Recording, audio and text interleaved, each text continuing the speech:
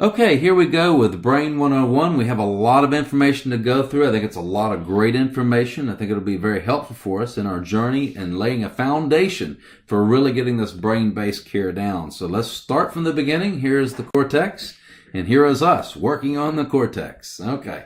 Brain 101 outline. We're going to go through these various subjects right here. And just so you know, we have the PowerPoints will be available for everybody along with the recording here. Okay, so the central nervous system consists of the brain and spinal cord. We kind of all know that. I don't want to go too far into that, but just to get the idea that the peripheral nervous system, the sensory function gathers information, brings it to the brain. It's transmitted via the spinal cord. Once it gets to the very specific area in the brain it needs to go based upon what the basic function is, it's going to be processed. That's what we call integrative function. That's where we integrate the information and put it together. In other words, you're going to see something, hear something, taste something, touch something, or whatever. All these different things are going to happen all at one time, and then you have proprioception because you're in gravity and so on and so forth. Well, that has to go to the brain. You have to interpret and you have to integrate that. So then we send the information to the muscles, glands, and organs for a proper response, proper adaptive response. And when it comes down to it, your health, whether it's your brain health or just your body health, any health that we're talking about really comes down to your body's ability to adapt to the environment. So this is right here a classic example of the brain adaptation, adapting to the environment on an ongoing basis. Okay, some basic facts. When we're born, we have a 400-gram weight brain. On average. This triples the first 3 years. Some people say up to 90% at 6 years old. Of the adult brain. And then by 18, where our brain weighs about 1,400 grams, and until age 50 when the brain shrinks. So we all have that to look forward to. Actually, that's why we do this type of care, because we want to help people, we want to help our family, and we also want to help our brain, our own brains, age well. Okay, so here's just a diagram. I kind of like to look at diagrams like this because it gets us a good, nice little picture here. Here's at birth, the size of the brain. You remember when we talked about, on the teleconference, we talked about the bipedalism. We are bipedal, and because of that, we have smaller pelvises. And because we have smaller pelvises, we have smaller brains. That's very important. That's where those experience-dependent genes really come in. Experience-dependent genes are exactly what we talked about. They're based upon experience. When you have an experience, it causes massive growth of the neurons. So, give you an example, when the baby's in the womb, there's not a lot of there's not a lot of activation, sensitization, stimulation. There's not a lot of that going on inside the womb. Once you get out, you start seeing, hearing, touching, tasting, the weight of gravity, all these different things. And that is really going to turn those experience-dependent genes on, and that's how we have that massive growth. We're half the size of the adult brain just in 18 months, and then at 6 years we're 90%, and of course the adult brain considered at 18 years. So there's a massive amount of growth. I don't think there's any accident here. If you remember from when we talked about the brain development, I don't think there's any accident that at 6 years it's at 90%, because the first 3 years primarily that right brain's really filling in, and the next 3 years really the left brain's filling in, as we talked about. All right, so why do we have a brain? I think that's a great question to ask. If we really want to understand the function of the brain, I think it's important to understand, why do we have a brain? Well, I remember hearing the quote, "I think, therefore I am." I think Rene Descartes or something. I think that was the guy. Anyway, he said, "I think, therefore I am." But really, we come to the understanding now that we are, "I move, therefore I am." So really, it's the brain movement. It's because we move is the reason why we have a brain. If you remember the story of the sea squirt. Now, when we look at this, you're really either going to do one of two things, or I should say three things. You're either going to, let me get my white pen out here, see how I can do that. You're either going to approach something, you are going to avoid something, or you're going to freeze. These are the three possible responses pretty much in anything you do in your life. You're going to approach, you're going to avoid, you're going to freeze. You're going to do one of those things. Now, when we talk about the complexities of life, the complexity of socialization, the complexity of balance, the complexity of bipedalism, the complexity of all this, we need a very complex brain to help us make those decisions on how we're going to approach, how we're going to avoid, how we're going to freeze. Because we don't just approach, avoid, and freeze. We have to plan, we have to predict, we have to assess, we have to put all, we have to have a memory system. We have to put all these things together so we know how to appropriately approach and how to appropriately avoid or to freeze. Okay, so I've moved, therefore I am. I thought it was really funny. Some time ago when I really first got onto this idea, I thought, man, I should write a book called I Moved, Therefore I Am. Be a great book because it's a great concept people need to get a hold of. And then I looked it up, and I think there's already a book, there's a society, there's all kinds of people that are already aware of this. So I'm thankful of that. So, but anyway, this really is a big deal. So movement. That also lets us know, is it important for us to exercise? Is it important for us to have our kids exercising? Is it important for our health of our brains that we exercise? You better believe it is, because that is a major activator of brain health. Okay, embryology. I don't want to snooze you off on this one. I am going to breeze through this, but I've got a couple of, I think, very important points to make that will be clinically relevant to us. So let's talk about it just a little bit. First, we have the adult brain is believed to have approximately 100 billion neurons in association with 1 trillion glial cells. So we've got 10 times the glial cells that we have neurons. So this all starts about the 3rd week of embryonic life. And here's the one I really want you to key in on. This guy right here, if we'll look at this, we'll see that this is the diencephalon right here, and this is the telencephalon. These actually start off as the proencephalon. It starts off as this guy and makes that. Well, the mesencephalon doesn't go into anything else. It just is the mesencephalon. It stays that tissue. That's the midbrain, the top part of the brainstem. And the rhombencephalon is going to go over here, and it's going to split off into the metencephalon and the myelencephalon. The metencephalon is going to be the pons, and the myelencephalon is going to be the medulla. So let's look at and put some words behind this. I think it's really good. There's a very important principle to get. It's called this, that tissues that wire together actually fire together. That's a very important principle in neurology. And why is that important? Well, it means this. Let's look at it from this standpoint right here. The telencephalon is that part of the cortex, but where you get a lot of your executive functioning, higher level cognitive processing, but it's also where we get our hippocampus, our short-term memory, and our basal ganglia. The basal ganglia is the basic on-off switch. It's what turns on movement. When the brain comes down and tells the basal ganglia we want to move, the basal ganglia will send a message back up to that area that should be moving, and it will activate it and turn it on. Or the brain says, hey, we need to quiet that, move it down. The basal ganglia will shut it off. So we're going to go through this program on how to determine that. And that's going to be a big part of our examination process of understanding the brain function. So, but anyway, the point I want to make here is this. The basal ganglia is wired together with its higher cognitive functions. It's wired together with the hippocampus, which is the target for Alzheimer's, dementia. So since it's wired together, it fires together. So there's this intimate relationship between what's going on in the basal ganglia and what's going on in these other areas. The diencephalon, that's where we get our thalamus and our hypothalamus.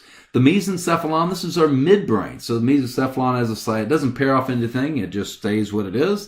The rhombencephalon is going to go to the metencephalon, and myelencephalon, this is the medulla. Now, this is very important for our work as well. This is the reason why we bring up the embryology. Look at the cerebellum. The cerebellum and pons come from the same embryological tissue. So therefore, they are wired together and they are going to fire together. And so that means that if we look at, and I'll just give you an example. If we do smooth pursuits, horizontal smooth pursuits, where you put a pin in front of somebody's eye and have them follow the pin when you go left or right, that would be a horizontal pursuit. If they have problems with that, we would call it a saccade, and maybe they might saccade. We're going to go over all this. I'm just giving an example here. But when they saccade, that means there's a problem. Horizontal saccades comes out of the pons, and that means that if you have that going on, you also have an issue with the cerebellum. So if you find somebody has balance problems or somebody with a cerebellar problem that you've detected through your examination, guess what? It's going to bleed off into the pons. These guys live together, so that's really important to understand. Okay, now it's time to get oriented with what the brain looks like.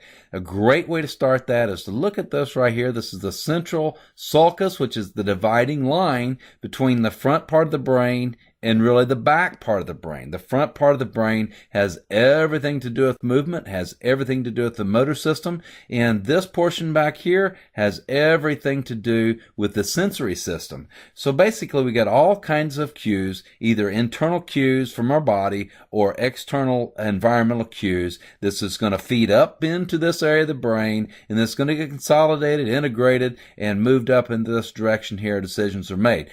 What I really wanted to get across in this particular slide was just talking about the fact that the front part of the brain is where you get your motor movement. Back here is where you get a lot of your touch and spatial orientation. You get back here, you're talking about object recognition, so on and so forth. Back here in the occipital lobe, we're going to look at visual pathways. Here in the temporal lobe, we're going to look at auditory pathways. We're going to look at emotions, memory, and things such as that. Let's move forward and look more specifically at the frontal lobe. This right here is, if you remember, the homunculus man. The homunculus man, of course, that starts in that motor strip. It's in the very back part of the frontal lobe. And right at the very top of the brain, we have the feet, the legs, the hips, and then our hands are going to be right there in the brain, and then the mouth and so on, the face is going to be right there in the brain. If we look at this even closer, right here is a picture of that motor strip right there. That's where we get our motor activity. So right in front of this, keep in mind, we have a complex brain. We have a complex brain, as we talked about, because we're bipedal. We have complex decisions to make. Our life is complex, it's full of complexities, and therefore we have to have a complex brain to determine whether we're going to approach, avoid, or what's going to happen in any given situation. So because we have a complex brain, we grow farther out this way than other species. Now, what we see here is this is the supplemental area, and this is the planning area. This is the premotor area. These areas have to do with planning. It's going to package together a plan for how the movement is to be carried out. Then it's going to shift it to here for that movement to come out here and down through the corticospinal tract and make the movement. If you go farther up into here, you're going to see this portion up here, and this is what's called the dorsal lateral prefrontal cortex. So we abbreviate that DLPFC. I'm writing with my mouse, so sorry about the confusion. So dorsolateral prefrontal cortex. That's where we get our ability to plan, predict, our ability to have cognition, to think, to plan, to make decisions. It's where we get cognitive function. It's where we have executive function. Executive function, that just gives us ability to navigate through life. This is really where, as we said, our personality comes from. And then you go even deeper in here, you get in the orbital fossa, this very front bottom part of the brain right here. This is where we get a lot of our social ability, our ability to have attention, our motivation centers. All of these things live in this area. So as you can see, we get more and more complex as we move forward through the frontal lobe, and that's actually how that development happened. When we go back here, this strip, this is the parietal lobe. There's a homunculus man in the parietal lobe right here that coincides with the homunculus man on the motor strip. So basically, it's the sensory side. So when somebody touches you in the feet or the hip or the legs or whatever, your brain's going to light up right here. If it happens, if you're moving your hands or whatever, it's going to light up there. And of course, your face is here and so on and so forth. If you get back here in the parietal lobe, we have more of the integration areas. These are the areas that integrate. And this is really an important point, because if you get a sound comes in and then you have touch, you see something, you smell something, this is all going to come to this area right here to integrate. It's going to integrate that sensory impression, and then it's going to start making decisions on where it needs to go to complete it. We look back here, of course, this is our occipital lobe. This is where we get our vision. Down here is our temporal lobe, and as we talked about, that's where we have our auditory, but also we have things like emotions and memory. A lot of times people have ringing in the ears. I always like to ask them, which side is ringing? If you have ringing in the ears, let's say on the left side, it can be coming, you might be getting a temporal lobe problem. Right there in the right temporal lobe that's actually driving that. So let's move on. Looking at this a little farther, of course, here's our central sulcus. Here's the frontal lobe, and the frontal lobe, that's where we make decisions, our creativity, our muscle movement. Back here is touch, spatial awareness, object recognition, geometry, and that kind of stuff lives back there. This is where we have our occipital lobe, our vision, of course, sound and memory. We're going over and over. Let's talk a little bit about this now. Here's the cerebellum. The cerebellum is said to have to do with muscle coordination, and it certainly does do that, but it does more than that. In the world of neurology, we can think of thinking and cognition is actually a form of movement. That's the reason why it comes in that frontal lobe. That's what we believe. So any kind of movement, whether it's your body moving or your thinking, is considered motor movement. And this is all coordinated through timing with the cerebellum. What does the cerebellum do? The cerebellum is trying to make our movements awesome. It is like the conductor of this beautiful symphony, trying to make good movements, elegant movements. Now that could be from thinking, or that can come from body movements, or whatever that can be, from dance or whatever it may be. But keep in mind, some people have problems with cognition that's coming up here. They just simply have a poor cerebellum that's causing poor timing. And we're going to go through this course and we're going to show you how to delineate if somebody is having problems with cognition, if it's actually coming from the cerebellum or if it's coming from the frontal lobe, basal ganglia, where it's coming from. This is just to get an idea and orient you to where the parts of the brain are. Because when it comes down to it, this is a really important point for brain-based care, and that's this. Your ability to understand anatomy and neuroanatomy is key. If you really know your anatomy and you know what talks to what and what relates to what, then this game of brain-based care is really made much simpler. And that's what we really want. We want things to be more simple, right? Let's take a look one more time down here. Let's look at this brainstem.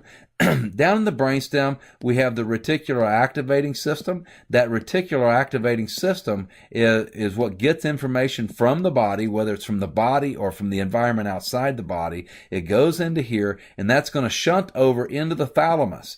The thalamus is inside in the deep recesses of the brain. It's like the quarterback of the brain. It's going to make decisions on what's important, what's not, and it's going to send the information, the sensory information, to wherever it needs to go based upon the appropriate response. Some information comes in that does not go through the reticular activating system. It actually goes to very specific nucleuses in the brainstem, nuclei in the brainstem that control things like vital centers, like respiratory centers, cardiac centers, and whatnot. To give you an example of that, we can think of the baroreceptors that are in the carotid artery. When the carotid arteries stretch, those baroreceptors stretch, that sends information into the brainstem of these vital centers to tell the vital centers to lower or reduce the blood pressure, because it means there's too much pressure on those arteries. The opposite could happen as well. You could have not enough stretch on the carotid artery because you don't have enough blood pressure, and that would also send messages to that vital center, and that would activate that vital center to kick up and increase the blood pressure. So this is just some orientation of the different parts of the brain. Let's move forward. Let's look at the inside of the brain. When we look at the inside of the brain, the deeper recesses, of course, we have our thalamus here. We have our hypothalamus and pituitary. It's not really pictured here, and I don't know where we went here. Let's go back to this here. All right, it's not really pictured here, but your amygdala and your limbic system is laying in here. A lot of the internal, deep, emotional things come out of the middle brain. A good time to bring this up, when you look at the front part of the brain versus the back, we know we have motor versus sensory.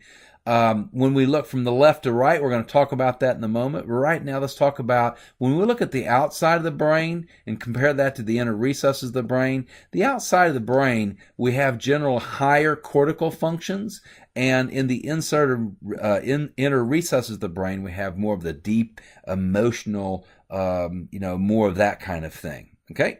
All right, so this is a slide that you really want to take home, and you want to print this out. I'm going to give you the PowerPoints from this, and I want you to print this out and laminate it and study it and really get it down. It's great to learn the anatomy, and this is a great chart to help you do this. If you look at this, here's visual areas right here, number 1. Number 2 is association area. Where is number 2? This is that area in the temporal lobe right there. That's where you're going to integrate short-term memory, equilibrium, and emotions come out of there. Broca's area, we're going to talk about that one in a minute, lives right there. That's the motor part of speech. We have emotional areas in 6, and this is really going down into that limbic system there. We have Wernicke's or Wernicke's area, which is this. That's the part of speech that you have comprehension of speech. So just look through this chart and just get this down. I think it's really good. This front part of the brain, of course, we've talked a lot about that so far. That's where you get all of these higher mental functions: concentration, planning, judgment, emotion. Of course, these are all part of what gives us that unique flavor of the complex brain. The next thing I think that's important to talk about with our conversation of the brain is the blood supply. The vertebral artery sends blood up, and it goes up in the basilar artery, circle of Willis, and then it goes up into this posterior cerebral artery. The carotids are going to feed the middle and going to feed the anterior cerebral arteries. Now, the point behind this is this, to give you an idea, the anterior cerebral artery is what we would call the mohawk distribution. So if you had a mohawk, it would be covering that part of the head. There's things that are related to this. Bladder control is up here, so you'll see bedwetters sometimes have a problem up there. But also, if you think about your homunculus man, he sits up here. This is where your feet and legs are. And of course, you get down here, we have the hip, and then we have the hands and the face that are down here. So if somebody has a stroke and it happens to hit the anterior cerebral artery, what we're really going to see is they could have incontinence, and they could have a loss of control of their feet and legs. But their arms would be intact, their face would be intact.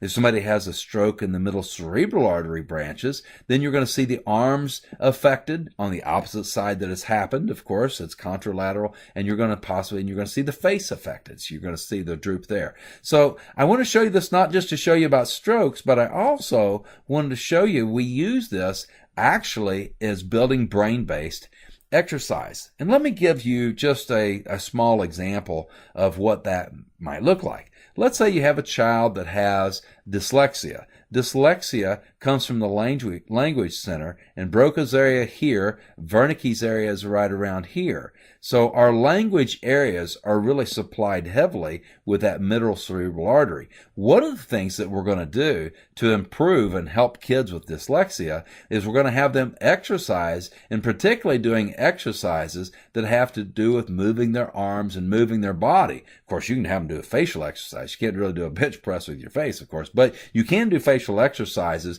And when you do specific facial exercises, do exercises that involve your arms, it is going to increase the blood supply into this whole area, and that's going to be a very general way to improve the function in all these other ways. We're going to show you a more specific exercise to do. I just wanted to introduce this piece right here when we're doing brain-based exercises. One of the ways that we can get to an area of the brain is pay attention to the blood supply. Lateralization is a very important concept. We talked a lot about this already in the teleconference, and if you did not get the handout that I put together, I want you to read through that because I put a lot of right versus left brain stuff on here. Just in general, we can look at this and say that creativity, imagination, intuition, insight, holistic thought, that's looking at the big picture. This is all things that kind of reside in that right brain. And also I'll put down here on the right brain, we have social abilities, and we have, this is important, non nonverbal communication. So you know how to read somebody's face and understand what they're trying to say in between the words kind of thing, right? So the right brain gets the comprehension, gets the big picture. Well, we need the left brain too. It's where we get our logic side. This is where our language comes from. 98% of the people have their language centers on the left side of the brain. Then we have our reasoning, our math, our written words, our ability with numbers and skills, analytical thought. Here's what happens. It's not, it's not like, oh, wow, I'm just really right brain. It's really awesome because I'm creative, or I'm really left brain. It's really awesome because I'm logical. Really, it's best to have a balanced brain, because that way, when you have any impression come into your system, it goes into your association areas, your integration areas, and then you're going to make a decision on what you're going to do with that information. Well, if you have a very strong, I'll just give you an example. If you have a very strong left brain and your oscillation in your right brain is just not very high and it's weaker, then you're going to have a tendency to process things more in this line of thinking. Well, the problem with that is that I wouldn't really call the left side the non-social side. It's just the side that doesn't pay attention to the social aspects of things.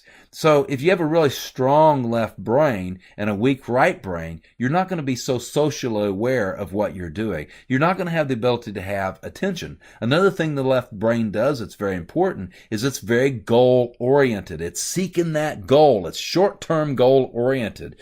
Well, where the right side has more of a long-term view of things and has more attention ability. So one is, I have to have the goal, I have to have the goal. That's good. We need that. But the right brain says, okay, let's chill out. Let's have patience. Let's work through the process. So you need both of those for a balanced approach. Well, you can see already where I'm going. When you have a child, for instance, just to give you an example, if you have a child that has a weak front part of that right brain, they're not going to have the same level of attention. They're not going to have the same level of impulse control. They're not going to have the same level of being able to be patient. So the impulsive side is going to take place. The activity side, the approach side is going to take place. And because they also have lack of ability or less ability to understand the social ramifications, they're going to have less social ability. This is a picture of ADHD. We're going to show you how to detect this. We're also going to show you, we've already showed you how to detect that through history. You can pick up a lot of clues. But I want to show you how to do brain-based exercise, how to do metabolic work, how to do this different things, and marry these things together to really have some fantastic results with these kids. Okay, so the frontal lobes, we want to look at this right here. Of course, we talked about this already. And here's our approach. Here's our approach side. Let me get my pen out because I can't really see this as well. Here is our approach side right here. This is the left side. Our left side's more about withdrawal. And I was telling you today, I had a lady came in. She had come in today that she's bipolar, but mainly she's depressed. And one of the things I found is she had a weak left frontal lobe. And what that means is that her approach side really is not working. And because her approach side here is not functioning as well, then she has much more withdrawal. And that's really the definition of depression. Depression is really where there's really no approach and that brain is just wigged out. And you're going to see a weak left brain in those cases in many, many times. Let's look at this a little further. Let me erase what I have here. I'm so sorry. I'm writing all over the place. Can't find my thing here. All right. So when we look at this, these left brain people are going to be more, this is more on the impulsive side. The right brain's safer. The right brain likes to look at the big picture. The right brain likes nonverbal communication and, kind of gets the joke, metaphorical, where the left brain's very literal. And here's just pictures of left and right brain and different functions. You can look through that. Okay, so let's take a little bit of a look at this and kind of review from where we've been. This is the front part of the brain, and the front part of the brain has to do with motor function. The back part is a sensory. Of course, in the parietal lobe here, we have our sense of touch, our sense of object recognition, spatial orientation, where you're at in space and time. Back here at the occipital lobe, that's where we understand vision, perception of vision, processing vision. In temporal lobe, that's where we process our auditory. It's also where we have our emotions and memory, and of course, the conductor of the orchestra, of the symphony, is right there in the cerebellum. There are more neurons in the cerebellum than there are actually neurons in the brain. So the cerebellum is a huge major player in the function of the brain. Okay, in this one, what I want to talk about is really I want to focus in on the speech area. This right here is called Wernicke's area. This is where we comprehend speech. This is where we comprehend the written word. This is where we formulate an understanding of what has been said to us. This is where the sensory perception, if you will. Then we begin to formulate what we want to say, the words we need to find, and the different processes. There's a circuit that goes from here down to here, which is Broca's area. Broca's area is the motor strip, and Broca's area communicates with the mouth, the tongue, the vocal cords, and the basic elements of the muscles that you need in order to make the sounds themselves. So you have some people that will have an aphasia. Aphasia is not able to speak, and they have aphasia because they've had a stroke in Broca's area, and they're not able to move the muscles properly. Or they could have a stroke in Wernicke's area, and they can move their mouth right, and they do what's called confabulation. They can just talk gibberish, but they can't comprehend what's being said. They can't comprehend the written word because they've had a stroke that's bothered this area right here. Very interesting. Wernicke and Broca, both independently, they were pioneers in understanding the lateralization of the brain. Broca found that when people had strokes right here in this area, or let me just say it this way, when people lost the ability to speak and he did autopsies on them, he found that they had a problem specifically in this area, and Wernicke found the same thing for his area in the understanding of speech. So when we look at this, speech is very important. There's two components of it. It's our ability to comprehend and our ability to do it. I think this is a good slide because it shows us that we have visual things coming in, we have sounds coming in, we have touch or pain or whatever coming in. Your body or your brain takes that and puts it together in this area of the parietal lobe, and it begins to analyze it in the integration area. Then it's going to come up with whatever that analysis is. It's going to send that information to the frontal lobe where you're going to make a decision, yes, I want to, or no, I shouldn't. This is this is approach, and this is avoidance. So everything comes down to approach and avoidance, and the complexity of the brain has to do with the complexity of our life. If we look at this, we look at the amygdala and the hippocampus. This is the limbic system. I'm going to talk just a little bit about this. We've already talked about the amygdala. The amygdala likes to eat, will fight, anger. It looks out for danger. It's our libido. So it's really hooked up in that. I think it's no coincidence that the hippocampus is right next door, because the hippocampus stores short-term memory.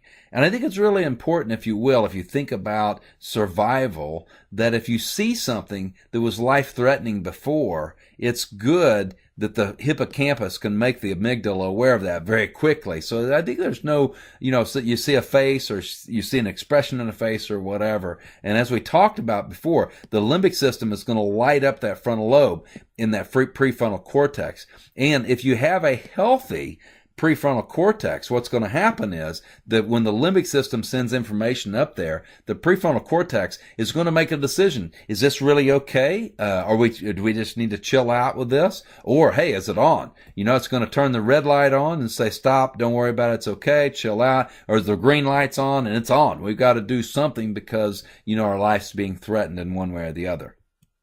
The next thing I'd like to look at is this guy right here. This is part of the basal ganglia, and this NA stands for a nucleus accumbens.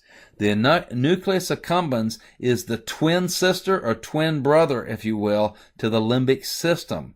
It is the awesomeness center. It's the thing that makes everything awesome. It speaks to the rest of the brain. When it gets turned on and fired, it actually communicates with the rest of the brain and turns on feelings of awesomeness. It's driven by dopamine. Dopamine is the feel-good, feel-in-love neurotransmitter. Give you an example. When you fall in love for the first time, and it's puppy love. And everything in life is great. No matter what happens in your life, everything is great. What that is that the nucleus accumbens being turned on with loads of dopamine. So the nucleus accumbens is our center that's really based on pleasure and reward.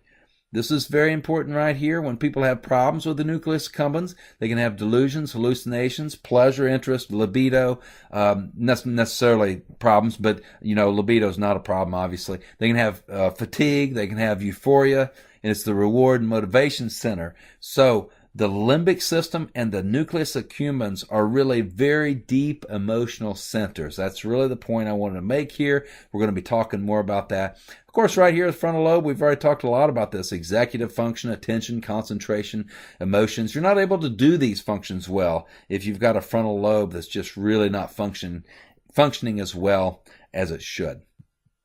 Okay, let's have a conversation about neurotransmitters.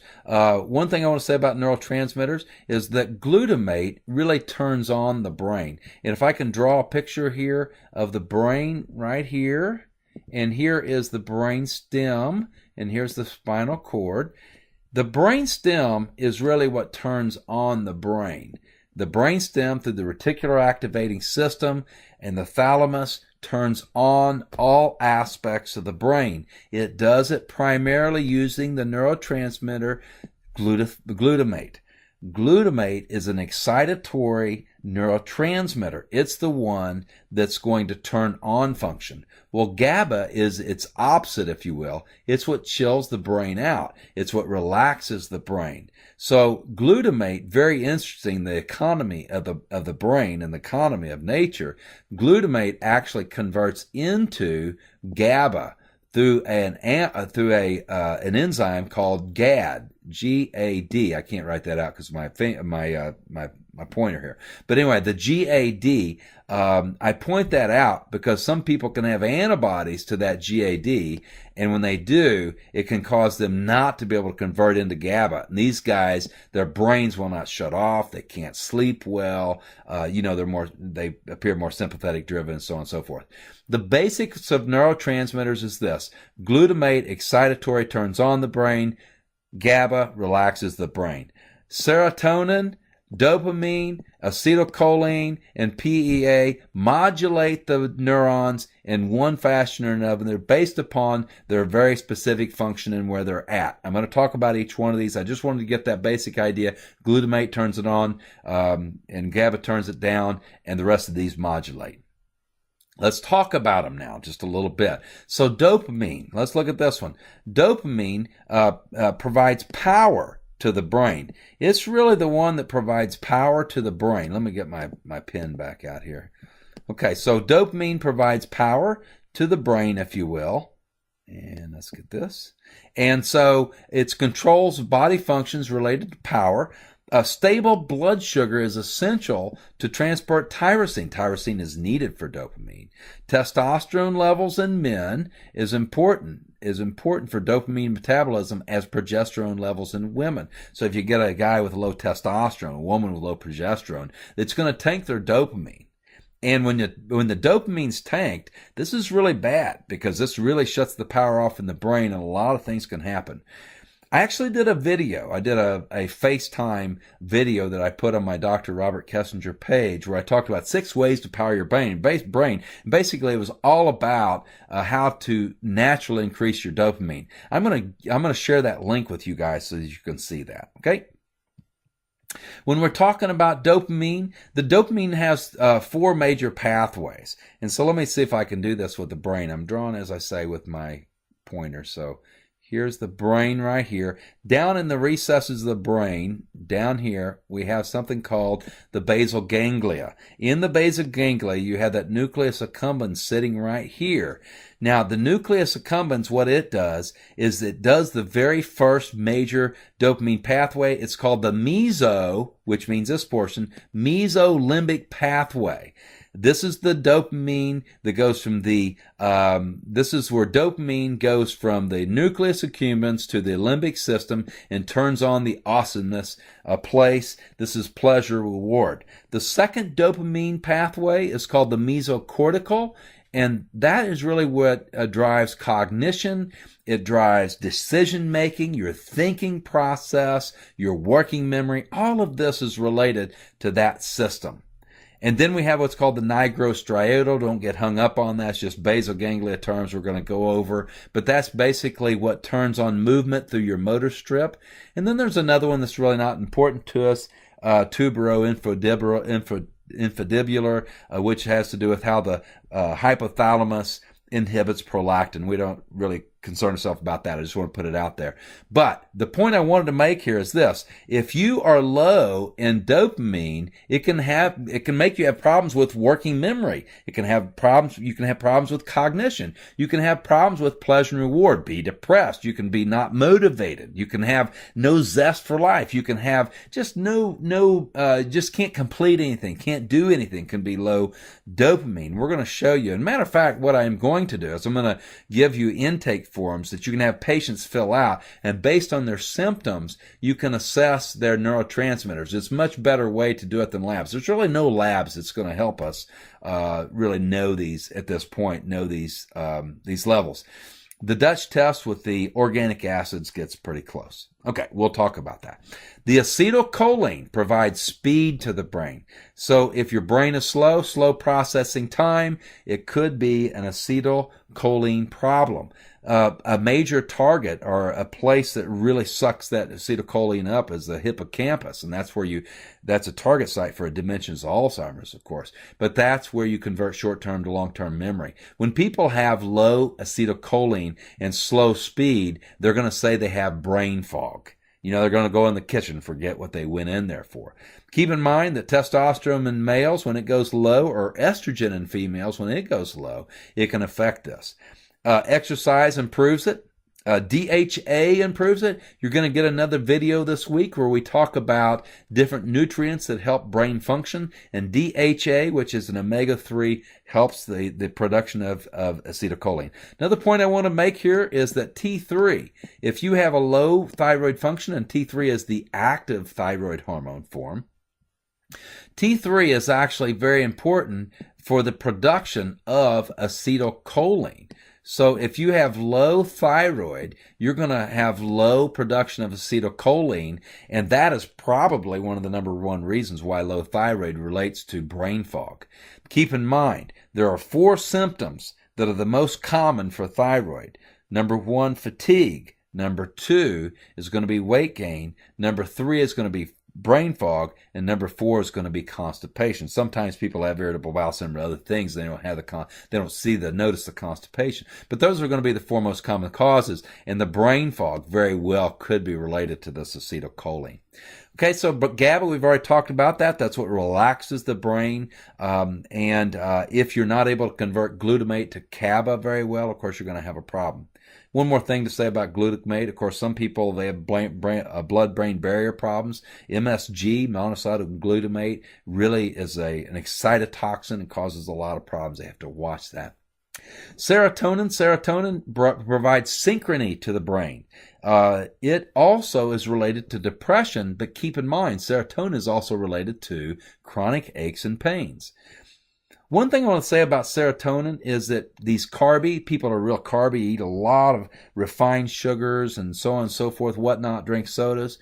Keep in mind that when you eat a refined sugar, it will have a temporary bump that it will increase your serotonin levels. So this actually leads people to crave serotonin. So you have to watch that, because at the end, it actually causes it to go lower than where you started. So your net is that you actually lose serotonin, but people will keep on eating the carbs because you get a short-term bump from that. So 5-HTP, tryptophan, and having good blood sugar regulation is essential if you want to have good serotonin levels. And of course, B vitamins, magnesium, zinc, methylation, exercise is key. And of course, hormones always play a role. All right, let's talk a little bit about the frontal lobe, and we've got about 5-10 more minutes here, so let's look through here. And when people have the ability The frontal lobe gives us the ability to plan, motivate, attention, reward, memory, impulse control, judgment, movement. And of course, when we assess people, we're going to be assessing their frontal lobes. We're going to be looking for these attributes. So frontal lobe in particular, frontal lobe deals with restraint, initiative, and order. So restraint deals with judgment, oversight. And remember, I talked about that frontal lobe is an inhibitor.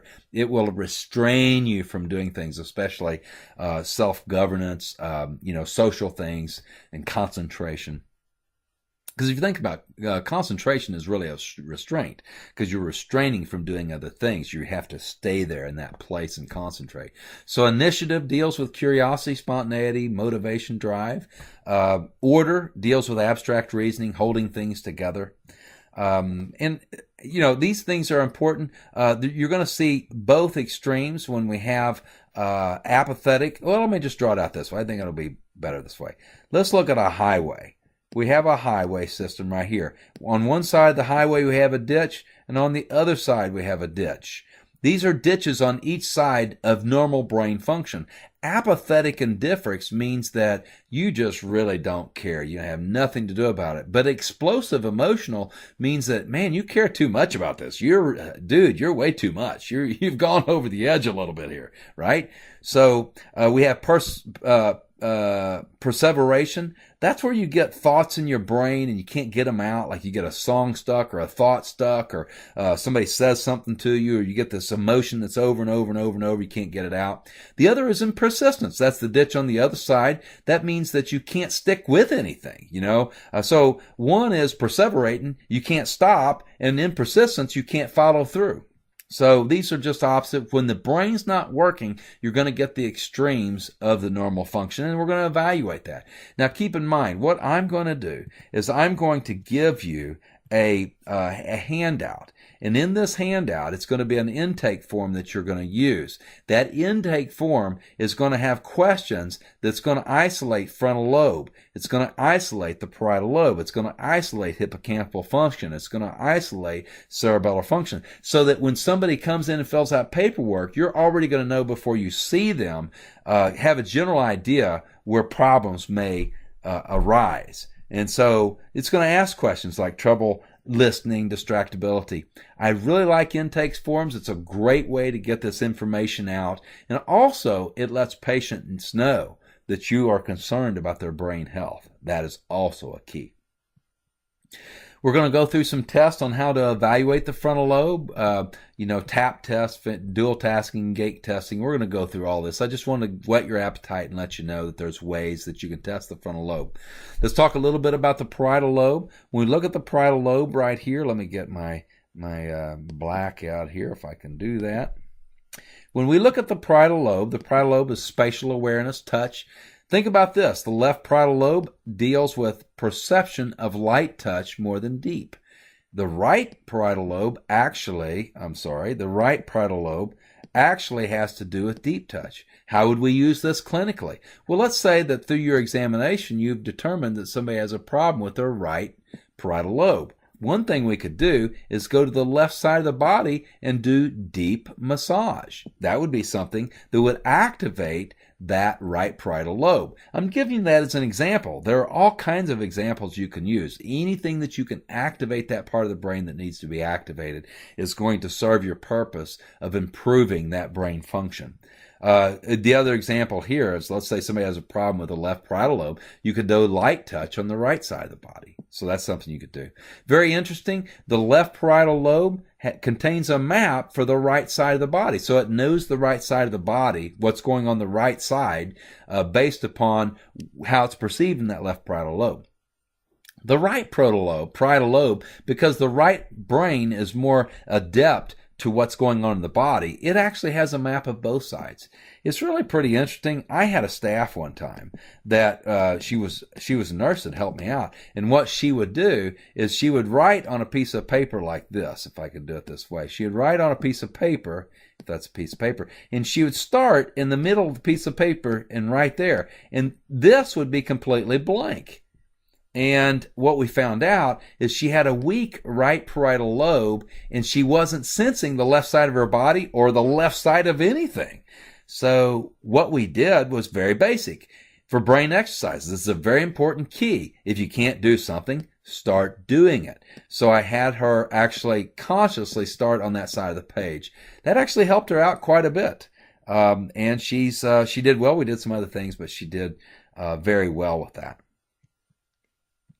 Okay, so let's look here and let's go back here. I did want to make one more point, if I can do that, that keep in mind that the parietal lobe is concerned with stimuli arising from the body and self-awareness, because the right brain's all about the body and the left brain is about environmental awareness right there. So hemi-neglect, that is the issue that she had. She had hemi-neglect on the left side. Okay, so dysphagia, aphasia, unable to speak, that's the left side, because that's where your language centers are and your spatial awareness is sitting right there. You can look through this. We're going to really hammer through this a lot more. I just want to get through this so we're not too much longer here. Okay, so the temporal lobes are divided into two regions, the lateral and ventromedial. Just keep in mind that's where we get our auditory processing, our memory, and our emotions. I want to talk a little bit about working memory, and then we're going to be concluded. Working memory, that's your ability to hold different thoughts in your mind at a time and accomplish a task. Even with being a complex task, even with distractions, you're able to make it happen. This is in the parietal and the frontal lobe. We have declarative memory. That's where you say 6 years ago, I was doing this or doing that. It refers to memories that can be consciously recalled, such as facts and events like I was talking about. The counterpart to this, and this is middle temporal lobe, by the way, the counterpart to this is really procedural memory. It's very interesting. If you ever learn how to ride a bike, you don't forget. That's what's said. You learn how to do things, and your cerebellum keeps on doing those. It's very interesting. Have you ever seen the person on YouTube that they have Alzheimer's, dementia, or some kind of condition like that? Then they get up to a piano and they sound like Mozart. They didn't miss a beat on playing the piano. Well, it's a very interesting thing because Alzheimer's is going to affect the medial temporal lobe, the hippocampus, and it also will get the frontal and the parietal. It'll get all these memories, but it will save and preserve the cerebellum, and these people can still have some level of procedural memory. It's really interesting. I remember seeing a thing on YouTube or somewhere where I saw Ozzy Osbourne, not really so much of a fan, but I saw him talking, doing an interview, and I was like, man, that guy's brain is toast. I was like, what's up with that guy, right? Well, he gets up and they show a picture of him up on stage, and he looks like a rock star because he's a rock star. Well, I think what's happening there is he's done that so long that he has so much procedural memory and singing songs and doing what he does that he's able to do that, even though his brain, who knows, it looks like it's fairly toasted to me. Of course, our short-term memory is in the hippocampus. The last thing I want to bring you with is this right here. As we see patients, this is the brain-based clinical thinking process. When a person comes in, they have a chief complaint. We're going to have them fill out intake forms, and we're going to try to localize the area of the brain that's dysfunctioning based on the history. Somebody comes in, they have an ADHD kid, they can't pay attention. Hopefully by now, by listening to what you've listened to, you know they have a problem in the right frontal lobe. Somebody comes in, they have dyslexia. Hopefully by now, we talked a little bit about language. We know that that's a problem in the left frontal lobe. Or it can be in the parietal lobe as well. It's the left brain. Somebody comes in and they say, you know what, I'm having problems with word finding. That's going to be out of that left parietal lobe. Somebody comes in and they say, I'm having ringing in the ears, and it's in my left ear. Well, it's contralateral, so it'd be the right ear goes to the left. The right ear goes to the and I apologize, I said that wrong. Somebody comes in, they're complaining of ringing in the left ear, then we're going to think right temporal lobe. So we're already going to start isolating the problem before we even see the patient. We're also going to localize the region by the general survey. Next week, we're going to talk about things like posture, head position, how they fill out their forms, and how to get a clue by just observing them on what kind of problems that they could be having. So before we even see the patient, we want to get an idea of localizing the problem. Once we localize the region, then we're going to do our exam. We're going to find out what exercises we can do that will actually improve whatever it is that's going wrong. We're going to identify what's presynaptic. That means, for instance, frontal lobe. The cerebellum is presynaptic, the frontal lobe. So we may use the cerebellum to help the frontal lobe. We're going to teach you how to do that. We're going to identify regions that are common vasculature. We talked about that. We're going to identify neurotransmitter problems. We're going to identify metabolic problems. We're going to work this whole process together. We're going to marry it to have, we're going to improve our results in brain-based care. And brain-based care is not just for brain function, it's also for body function. But when you marry this idea of getting the brain on board with a metabolic picture, you really have a fantastic picture. So I hope you've gotten a lot out of this, and I look forward to our next meeting.